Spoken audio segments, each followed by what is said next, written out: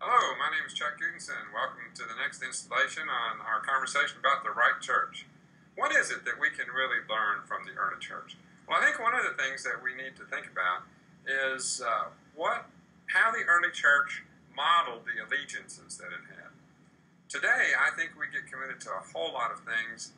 They consume our time before we even realize how much time they're taking up, and they slowly start to wean us away from the attention that our faith needs to have and that we need to invest in our church. So I think one of the things that the early church can remind us of is where our allegiances ought to be.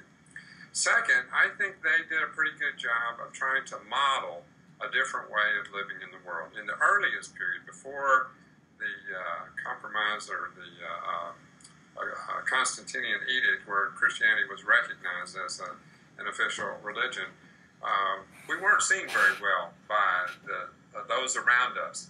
And that, because we weren't seen very well by those around us, it encouraged us to actually be faithful to living out the alternative lifestyle. We didn't mind if they didn't like us. Well, probably we minded, but we were willing to model that way of living that Jesus called us to.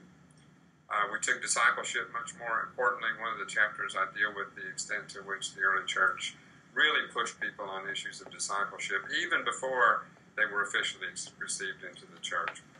And then finally, I think that one of the things that the early church can remind us is that persecution is just a part of following Jesus. The cross is sort of what you expect at the end of a life abandoned to God. Now, it doesn't mean that it's going to happen in every case, but the early church persecutions remind us that there really is a cost to following Jesus. Tertullian once said that the blood of the martyrs is the fuel or the food for the church. I'm all for avoiding persecution, but we ought not to underestimate the impact that our standing faithful in the face of persecution has on those around us.